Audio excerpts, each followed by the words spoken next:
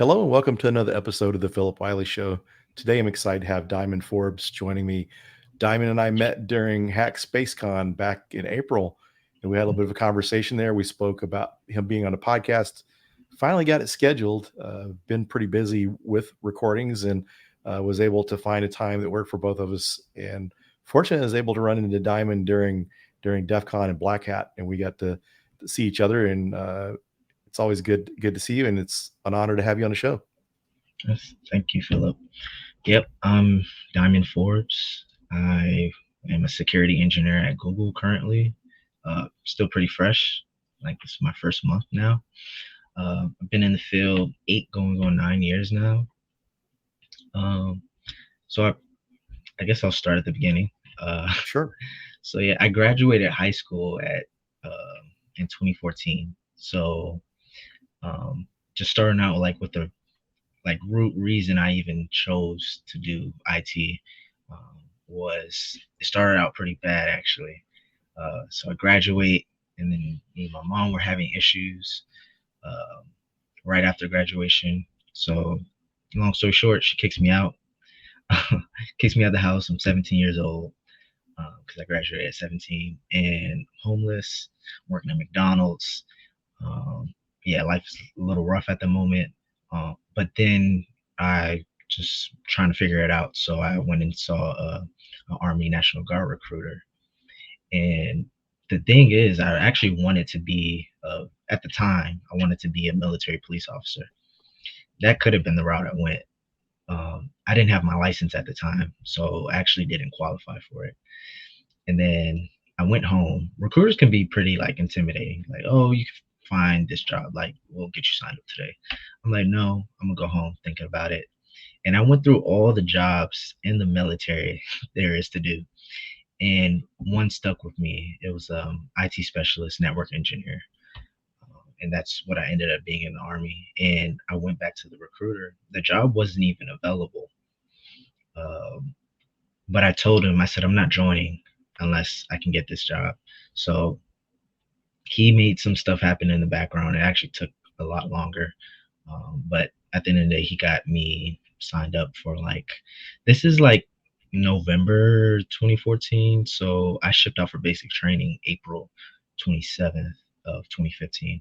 So it was a long. Usually, like if you enlist, you go like within a week or two.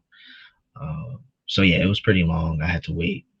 Um, but yeah, I joined the army at what was I? I was 18, and I did basic training at Fort Jackson, and then I did my AIT training after the 2.5 months of basic at Fort Gordon, and that's where I did my signals training for seven months, I would say.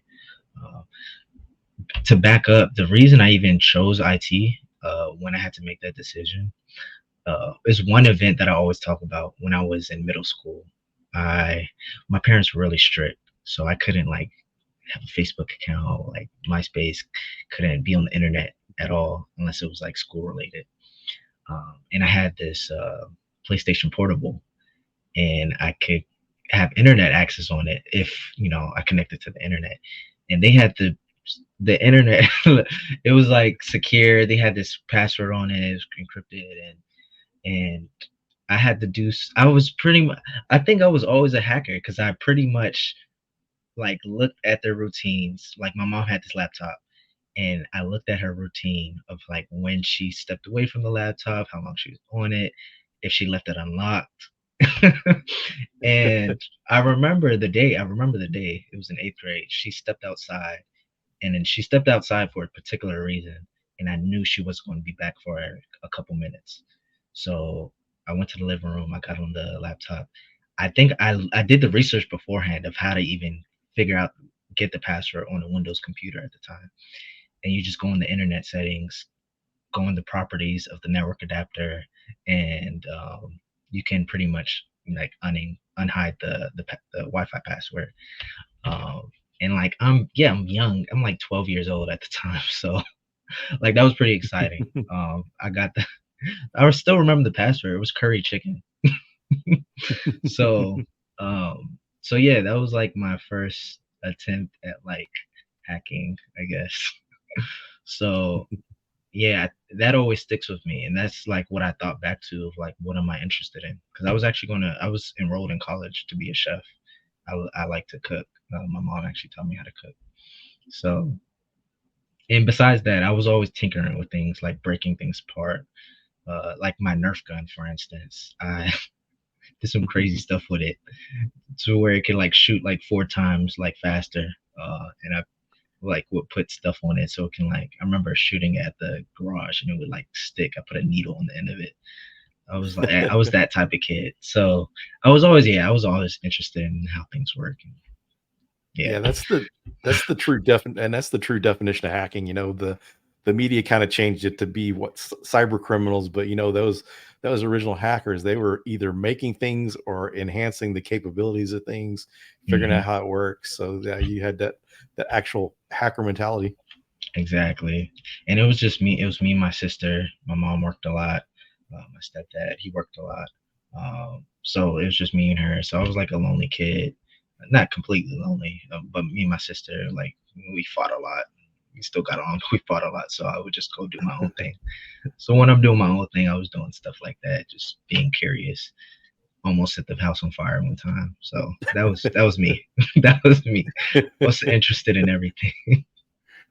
So yeah, that's my like beginning story. And then yeah, when I got to my AIT, my job training in the army, that was supposed to be 6.5 months. And this is like interesting part of my career, like interesting aspect I would say is my failures. I took they put us through a round of different classes, starting with like hardware A plus, to like software, basic operating system classes, um, and we got the whole scope. So and it just went up after like it was like going through the OSI model. So like hardware, OS, networking, basic networking, a security class, and then since we're network engineers, network operators, we took at the time ICND one and ICND two, which equaled CCNA routing and switching at the time. Uh, I did pretty good in all the classes, but the Cisco classes, I actually failed and I stayed back. So I couldn't graduate with the people I came there with. And I'm fast forwarding through all the drama of the military training, but this was toward the end, so I had to stay back, stay an extra, I think, an extra month or month and a half or two, and I think that's what really sparked my career. Staying back in that class, it like flipped a switch for me, and I felt bad at the time, like oh dang, I kind of suck at this stuff. Um, like networking was hard. Like the concept was hard. Like Yeah. if anyone like really dove into networking and learning, you'll see that like it's a whole science in itself. And like subnetting alone, figuring out Mhm. IP addresses takes a while to if you don't learn it the proper way. I think it really depends on how you're learning it and who's teaching you as well. But it's objectively challenging, I would say. So I stayed back, but so the next month and a half to 2 months that I stayed back, I was in Cisco had this free software called Packet Tracer, and you could it's like a network simulation software. It's pretty good. You can put router switches, clients, servers, connect them all together, see how the traffic flows, test everything out. It was really good. And when I stayed back, I started making these massive networks and like plugging everything together, getting all the commands like repetition, and like they were so impressed. Like whatever project we had, I would like 10x the size of it, and then show it in class, and it was just like easy at that point. Like something really sparked, and I guess that failure like helped me really go just like 10 steps ahead afterwards. So and throughout the rest of my career, I failed a bunch of times. Everyone always sees like where I'm at now or where I'm at the time, like for the last several years, and they think, oh wow, you're killing it, you're so smart. And I'm like, no, I failed a lot actually, like a lot. But that was like my biggest teacher, like in personal life and in my career. So Um, and even outside of that, I felt multiple certifications. Like I was a network engineer for a while. That was the first half of my career being a network engineer on the civilian side. So because I was in the National Guard, I only did that 1 week in a month. So I got to work, both sides of the field, so military and civilian life in my everyday life. So when I was a network engineer, I went for a bunch of certifications. I went through the track like starting with Security Plus, CCNA, routing and switching, CCNA Security, CCNP. Like I kept going up and up. And once I got to the harder certifications like CCNP, they were pretty like 3 tests long. All of them are super challenging. I calculated at one point I was spending several $1,000s on just failed test attempts. So, um, but at the end, it made me a better engineer. Like that got me to Cisco. Like that was my dream job at one point because I fell in love with networking, going from failing to like I actually fell in love with networking. Um, but yeah, the failures, like a lot of people that I mentor, they get really flustered when they fail something. Like they're really scared to fail, and I've always embraced it. Like I actually thought about it like at 18 years old, like, oh, I need to fail so I can so I can like learn from that. Or even in personal life, oh, I'm learning from people's mistakes. Like that's always how I thought. Like I watch other people, I watch myself, I self-reflect, and that's just me. That's what works for me. Um, but to get back on track, yeah, straight out of training, my first job was actually at the Pentagon, and I did help desk. You'll see, like I took a very linear approach to my career, like starting with the basics, even out of training where they were teaching more advanced things than help desk. Started with help desk at the Pentagon. I did that for 6 months actually. So I'm learning about, Active Directory.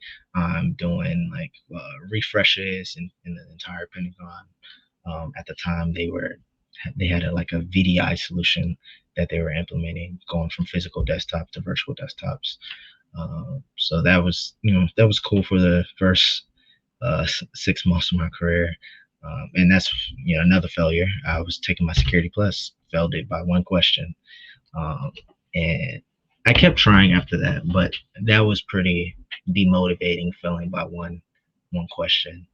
Um, but yeah, my first 3 positions actually were pretty low level. So I went from help desk, then I went to system admin. I was working at Department of Homeland Security. Um, I'll pause there because that was actually my most rewarding work that I did at the beginning of my career.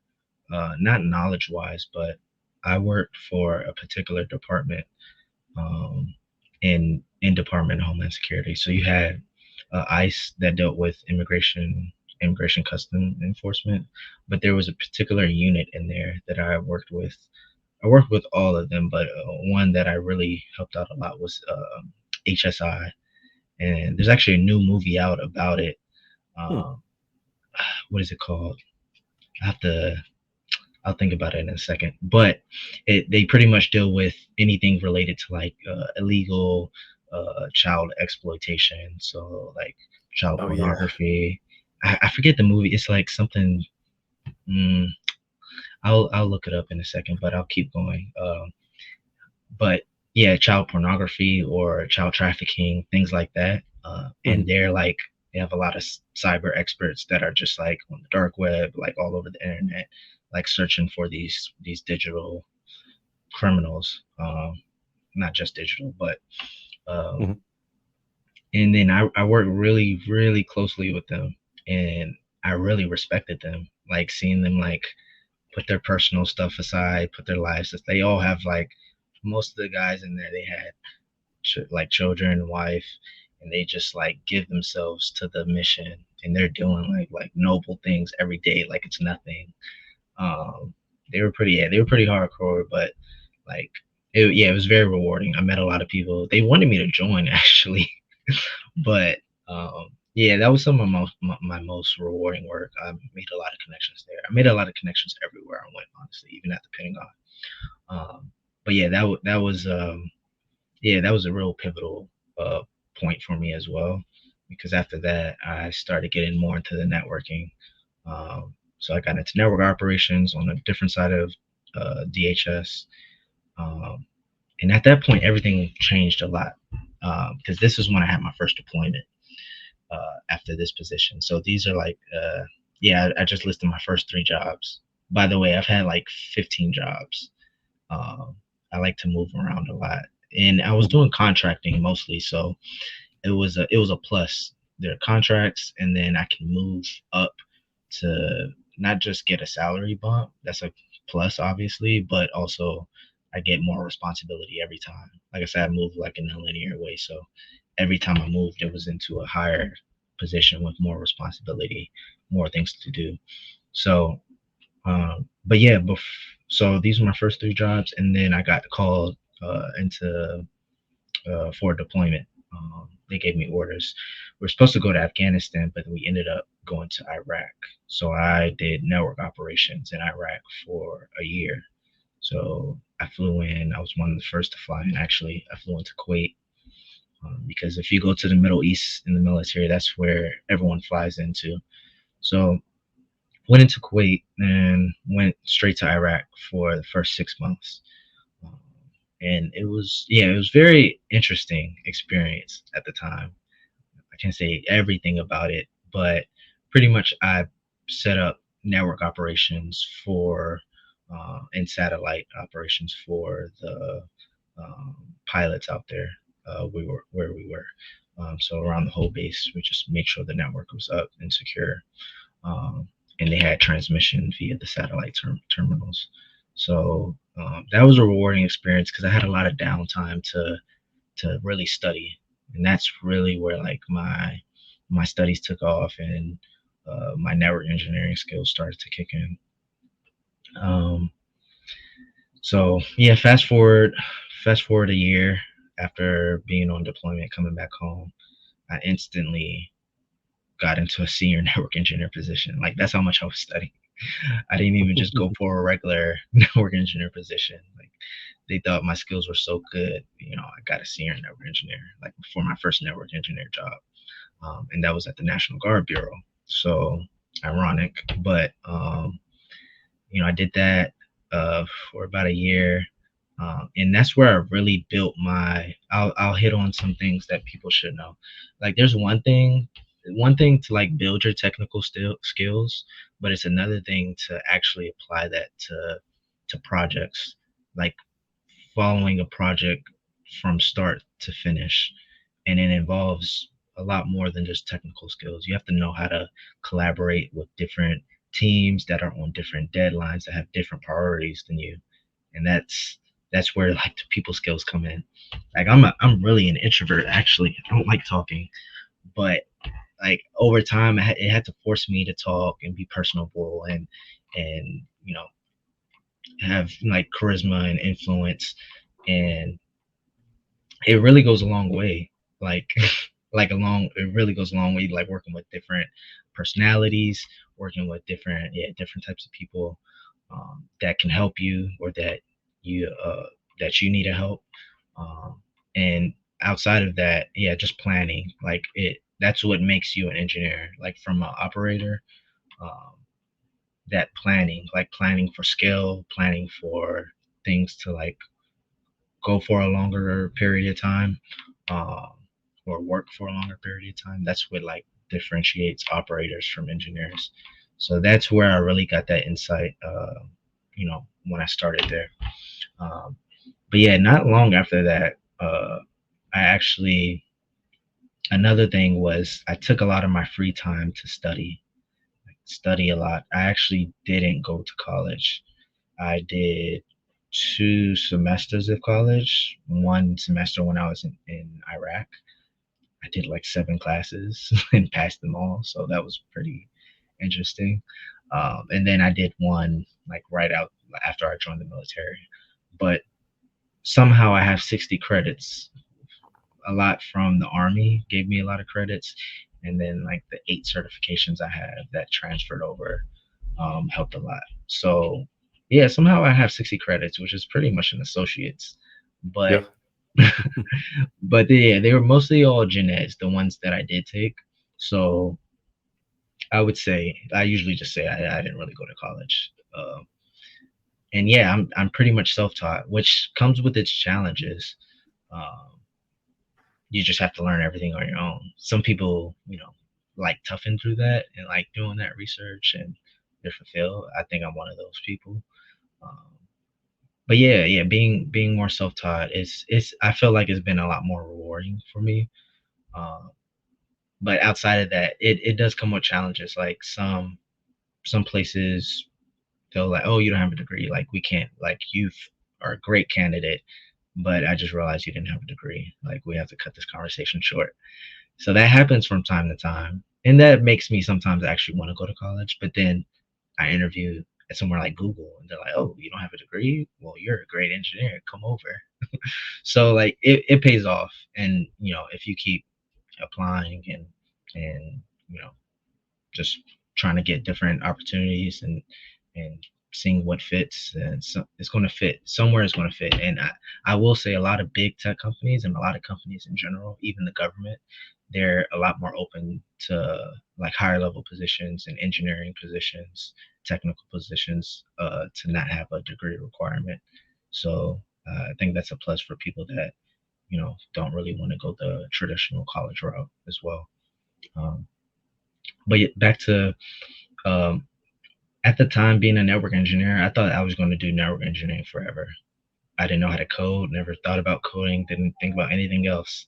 I just wanted to be a network engineer. So my dream job, because of that, was Cisco.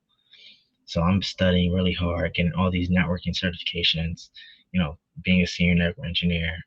And there came a time where I got two CCNPs, which is right under, if anyone like knows the Cisco certification layout, it's right under CCIE, which is like the God mode certification for network engineers. So I get two CCNPs and then I start studying for my CCIE. And I'm pretty much like wrapping up my CCIE studies and I decide to apply for Cisco. No, I take that back. Cisco reached out to me on LinkedIn, which is another good point.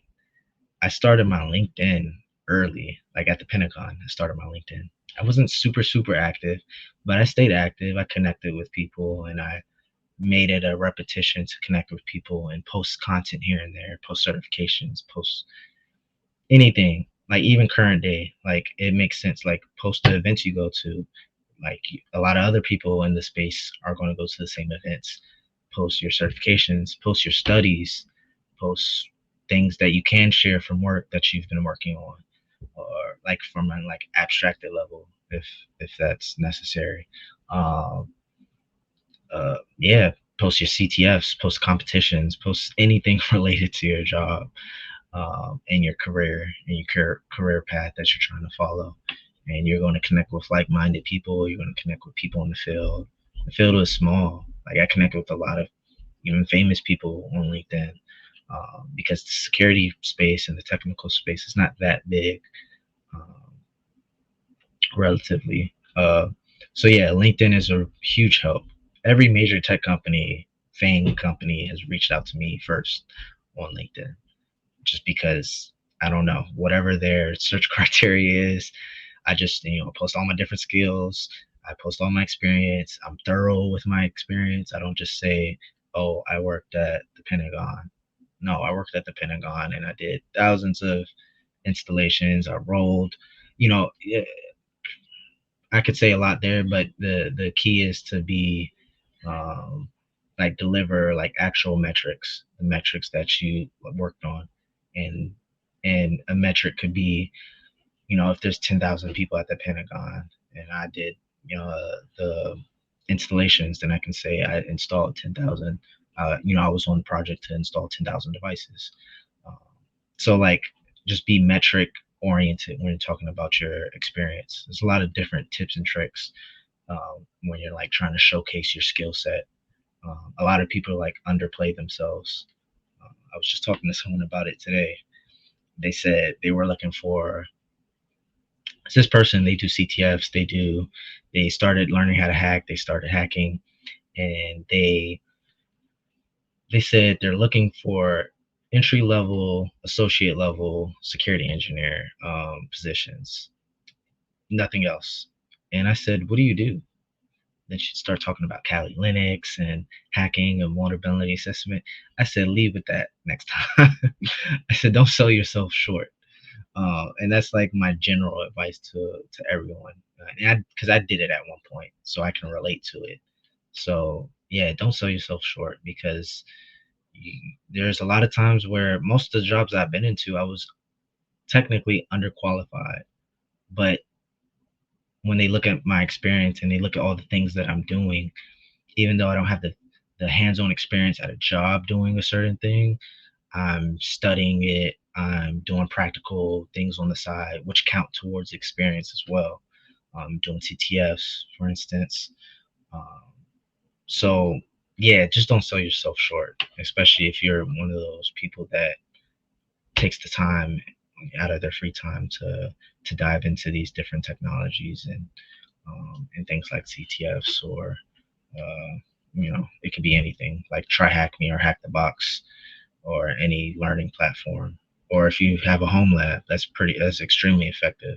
I had a huge networking home lab back then. That was like one of the biggest helpers for me to like practice my skills, and that's extremely practical.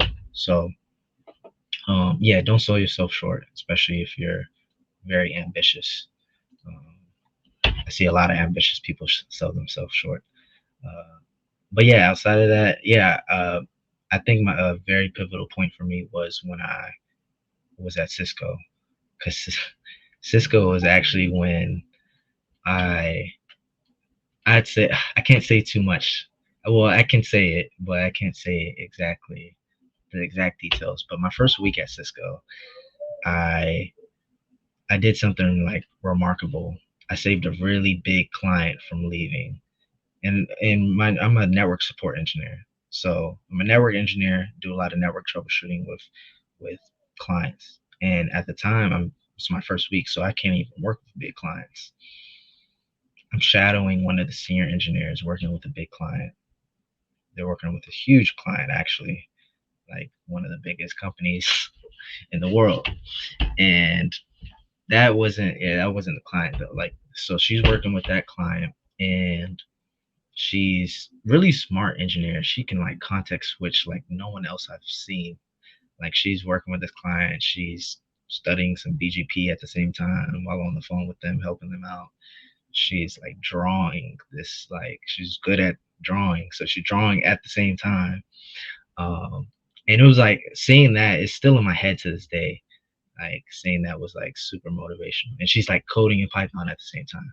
So that was very impressive to me. Like the most impressive thing I've ever seen, honestly. Uh, and then she gets this other call that comes in from a pretty big client, and pretty much their data center kept shutting down over and over and over and over, like on a repetitive basis every single day, all day. And it's a huge client and it's a huge data center. None of the senior engineers could figure it out. So me, the new guy, I'm there for like, this is my first week, and I'm just looking, shadowing, not really giving any input, but I'm like paying attention.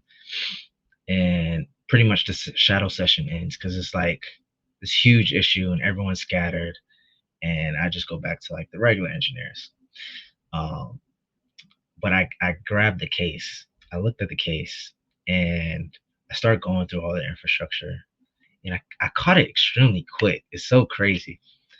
Pretty much it was a spanning tree issue. So when you have switches inside of any environment, but in this case in a data center, for traffic, so switches, they don't have what's called like a time to live, which is an internet packet. It has the time to live on the internet packet, so it doesn't loop around from hop to hop, from router to router infinitely. Because it has the time to live, let's say the time to live is 2. Once you hit your second hop, so go from one router to the other, the packet dies. In switches, that's not a concept. So there's pretty much, because of that, the frames, pretty much a packet, they could loop around the network infinitely. So spanning trees created, it's a process that stops that pretty much. Long story short, there's this thing called a root bridge. A root bridge is the switch that creates it runs the spanning tree domain pretty much, and you have to have one root bridge elected for spanning tree to work. There was there was two root bridges, and they kept fighting over who's the root bridge. So that was the main issue. To keep it too, I don't want to keep it too long. So that was the main issue. But before I found all of that, like the customers on the phone, they're cussing me out, they're cussing the sales engineer out. The sales engineer is like begging me to like look into it because they saw that I was looking into it when I opened the case up. So he called me, and I'm like, I'm new here. But after like looking at it for a couple minutes, I figured it out, and yeah, I fixed it, and it saved like a multi-million-dollar deal from going down the hole because they said they were going to pull out. Pretty much, I didn't really get any recognition for it, and I had a chip on my shoulder after that. So that kind of put a bad taste in my mouth. But Yeah. it also motivated me. And like this is an interesting story. Remember I said I never thought about coding. I told myself I would never code. So after that, I started having thoughts like, what am I going to do? Because this is not for me. Like I'm at my dream company, and like I know it's one thing, but I don't like that. So I don't know. I'm not too impulsive, but I'm being a little impulsive. Like, okay, what I'm going to do next? Because I'm not going to be here too long. After that, they gave like recognition to everyone else that I helped out pretty much. The sales engineers got the most recognition because they closed the deal. Um, so I told myself, okay, I need to look into like what are the hottest skills out there. I see cloud, I see security, I see ethical hacking, all different types of domains in security. I see coding, software engineering, I see scripting, I see infrastructure as code. I see all of these trigger words that are like thrown around that pretty much run the infrastructure for companies today. Uh, and I'm like, okay, I want to do the hottest ones. So like cloud security, DevSecOps. These are the ones that stuck to me. Ethical hacking, just like general security architecture, and, and scripting. That's a big one. So I'm like, okay, am I really going to learn how to code? I said, I don't know. I can't code. I'm not that smart. Like, I'm a network engineer, but I'm not that smart. So I have more thoughts, more thoughts. This is like my first few weeks at Cisco. And then I came up with an idea. I remember when I was a kid, my mom got me a Rubik's Cube one Christmas, and I could never solve it. And maybe the hacker in me, I took the stickers off to solve it. Took the stickers off. Like, that's how upset I got because I couldn't figure it out. And it was the internet just came around, so I wasn't using, and I was super young, so my mom was going to let me use it. So I didn't really have anywhere to look to like try to figure it out. And I'm sure like I could have went to the library, but was I going to comprehend in elementary school like these algorithms? Like I didn't even know there were algorithms. So like I was lost. Um, Never could figure it out. Fast forward, well, I was like 22 at Cisco. Uh, Fast forward, it was a Monday. I said, I want to order a Rubik's Cube. I haven't touched this in years since I was a little kid. Ordered a Rubik's Cube, ordered it to the office, unpack it. I'm like, okay. So I get off my shift that night. By the way, I spent a year in San Francisco. I actually moved out to San Francisco when I came to Cisco. Uh, Best year ever. Loved it. So yeah, I went home that night. Uh, and I remember I watched a video, uh, and I just kept rewatching it. It took me 2 hours. I took notes, watched the video, took notes, and then like the last 45 minutes of that video, I started like going through the different processes to like solve it, and I actually solved it for the first time ever. Like I comprehended it. Because the video was like an hour long, so like pausing it here and there, multiply that by two. Like that's how long it took me. And I was so happy. I was so happy. Like I solved it completely. I was like, wow. But it still wasn't enough for me. I said, let me solve this without any notes in under a minute, and then I'll start learning how to code. Fast forward a week, literally a week later, the week from Monday, so the next Monday, I put my notes away. I said, all right, let me try. Solved it, got it in. I remember I was doing it in a minute 30, and then like within that day, I got it under a minute. So I remember like I threw it away. I started searching some Python courses instantly. Like it was literally how it happened. I started searching Python courses. I had one friend in particular that was an engineer that onboarded with me. Um, he helped me out a little bit, like after I did my first Python course. So he would like whiteboard questions for me, and I would just solve them. But yeah, like going through the Python course, I had so much confidence. I'm like, okay, obviously I'm not dumb. I just figured out how to solve a Rubik's cube in a minute, and I can do it every day now. So I think I had a lot more confidence going in. Like, I know how to solve problems. I have the aptitude to do it. And going through the Python course, I would do it. I didn't have too much time. I worked pretty long shifts, so I would skip my lunch and code for an hour every single day. That's how I learned Python. Code for an hour every single day. And yeah, after some time, I got decent at just understanding the syntax. And when I say a while, like it was like 2 months of that. I was learning how to code just like an hour a day. And I would say a couple months go by, and I actually decided I was going to leave Cisco. So I left Cisco, and I'm in the Bay Area. I stayed in the Bay Area for 7 more months, with no job. Um, but I had enough resources to do it, luckily. But I was just studying. I was just studying the whole. That's one thing about me. I don't see many people do it. Like that's just a personal thing about me. I'm a high risk person, especially when it comes to something that I want. Like I wanted to learn all this stuff, so I'm studying. I'm studying for my AWS certification. I'm coding in Python. I picked up interesting some interesting work, like with a really small cybersecurity company. It's just one guy. He owns it, and I started doing DevSecOps work. Uh, for really cheap, like super, like dirt cheap. I wasn't making much doing it, and it was completion based, so I only got paid when I finished the project. This is how I got my start in security, actually. Quitting Cisco, being jobless for 7 months, studying, doing cheap labor. And so the thing was, before I get back into that story, I actually interviewed at Google before this for the first time. This was 2020, first time I ever interviewed at Google. Not related to this time. Uh, I, I'm a security engineer now. Back then, I interviewed for a network engineer position.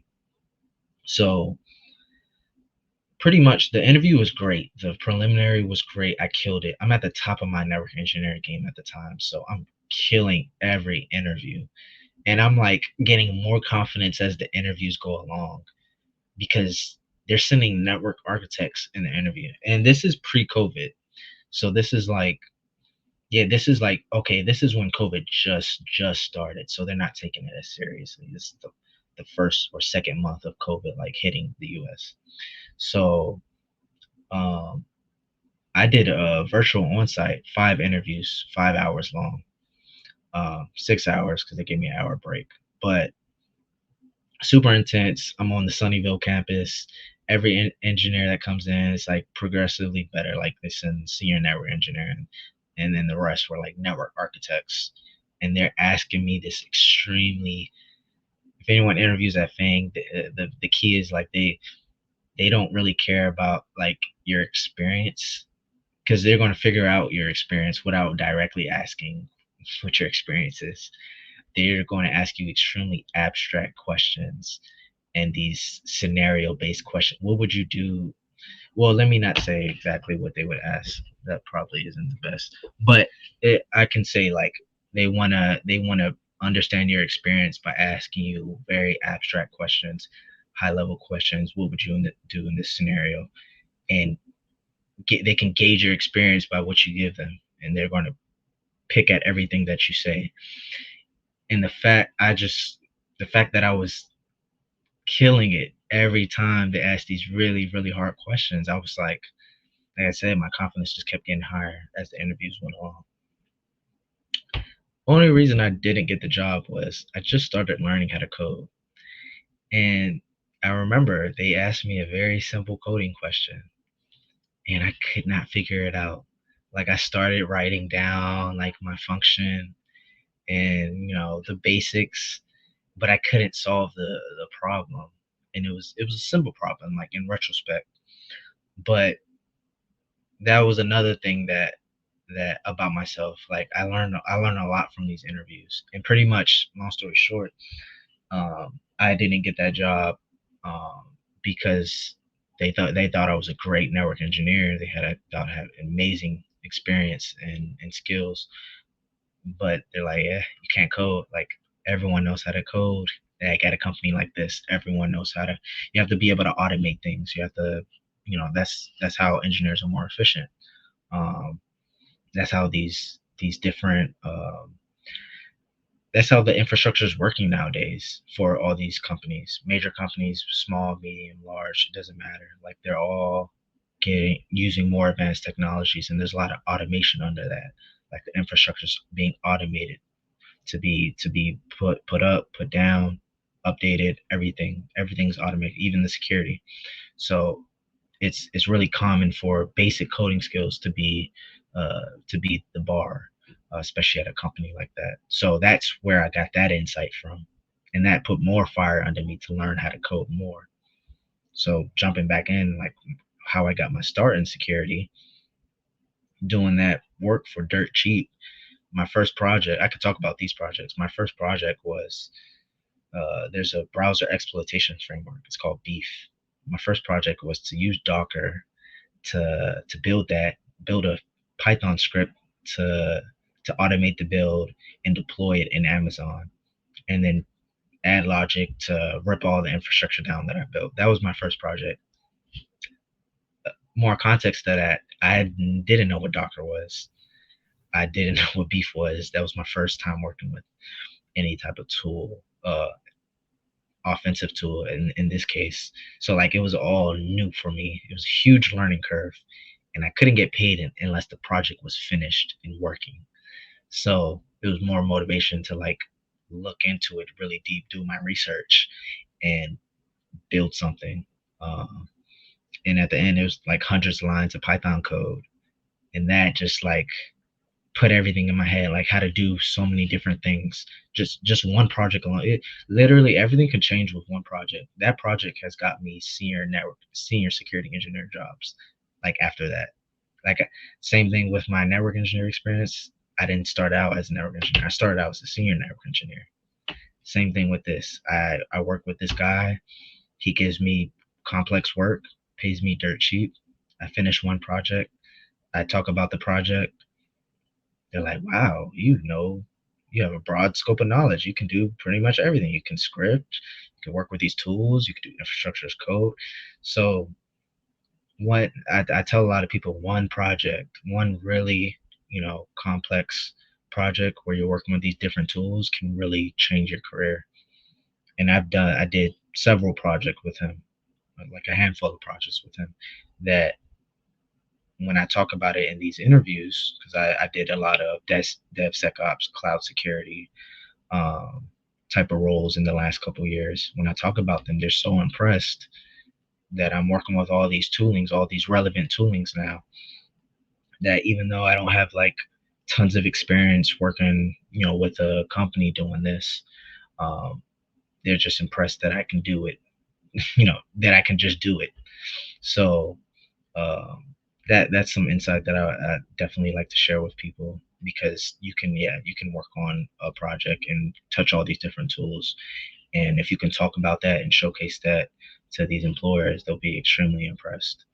Um, but yeah, yeah, last few years have been a lot of DevSecOps, a lot of some red teaming, dealing with, like, Kubernetes, dealing with ICS systems, um, and just overall security org experience, like AppSec to the red team to DevSecOps to the SOC.